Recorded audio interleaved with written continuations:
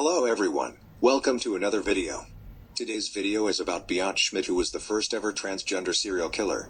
Please subscribe and turn on your notifications for upcoming videos. Let's dive in.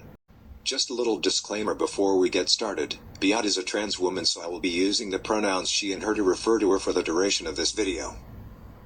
Beate Schmidt was born October 5, 1966, in Klosterlehnen, Germany. Beate was born Wolfgang Schmidt, and in 2001, she changed her name to Beate. In 2009, Beate started a hormone treatment for gender reassignment. Since the age of 3, Beate had always wanted to be a girl. When she was 6 or 7 years old, she realized how excited and cozy she felt putting on bras, panties and petticoats that belonged to her mother, whom she claims was cold-hearted.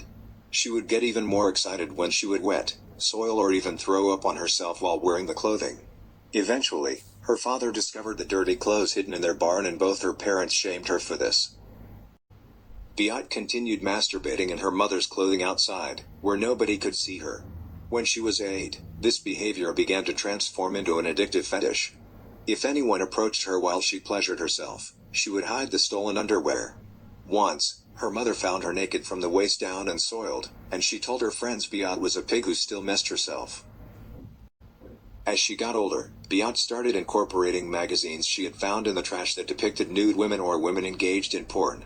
She started using candles and wearing swimsuits and corsets, and she would also wear women's sweaters and panties under her pants.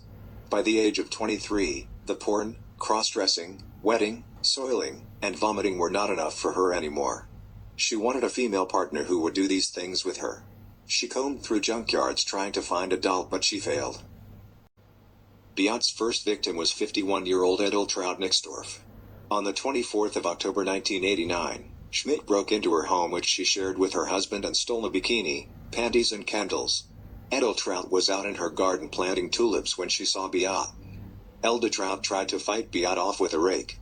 Beate bludgeoned her, fracturing her skull and causing a tear to her brain. Then she proceeded to choke her to death. The police investigating the case suspected that her husband had murdered her. In March of 1990, the following year, her husband committed suicide by poisoning himself with pesticide. On the 24th of May, 1990, Beate struck again. Her second victim was 45-year-old Krista Noyux. Krista was raped and strangled to death by a cord. Her body was found in a junkyard the following day. Upon examining the scene, investigators found Pink Lady's underwear, which did not belong to the victim.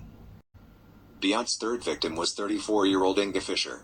Inge was killed on March 13, 1991 in the woods of Neuendorf in Belitz. She was walking home from a friend's house when Beate kicked her in the face, raped her and stabbed her to death. Her body was found a week later by hikers with feces on her face. On the 22nd of March, Beate would go on to kill her fourth and fifth victims, 44-year-old Tamara Petrovskaya and her 3-month-old son, Stanislaw. On the day of their murders, Tamara was walking with her son in his stroller through the woods, near the Russian military hospital where her husband worked. Beate grabbed Stanislaw out of his stroller and struck him against a tree stump, killing him instantly. Schmidt then grabbed Tamara, gagged her with panties and strangled her to death with a bra.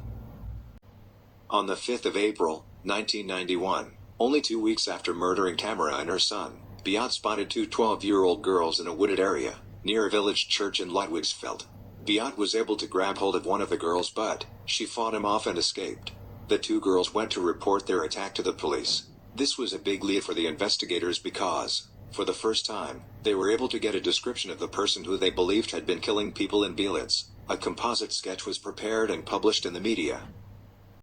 But Beate was not done. On that same day, while the two 12-year-old girls were being questioned about their attack, Beate attacked 66-year-old Talita Bremer.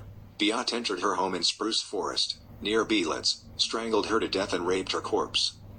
On the 1st of August, Beate was on the hunt for her next victim. Two men were jogging in the woods and discovered her masturbating with a bra on under her jacket. The two men recognized her from the police sketch and they grabbed her right there and handed her over to the police, and she was arrested.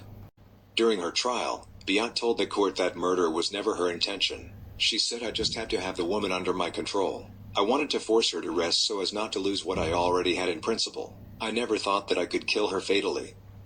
I just wanted living women." Beate said she had thought the women were a figment of her imagination until she saw the deaths reported in the newspaper. In 1992, Beate was sentenced to 15 years imprisonment and detention in a psychiatric hospital.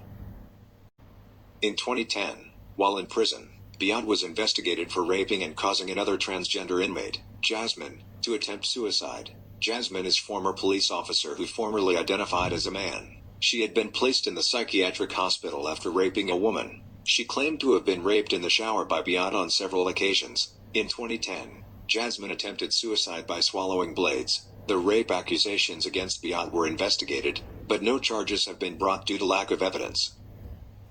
The psychiatric hospital where Beate is being held has said she is unpredictable, cannot control herself, and that it is best for her to remain in the psychiatric institution for the rest of her life. That brings us to the end of the video. What do you think about this case? Please leave your comments in the comments section below. Thank you so much for watching. Don't forget to subscribe and also follow us on Instagram at truecrimecase.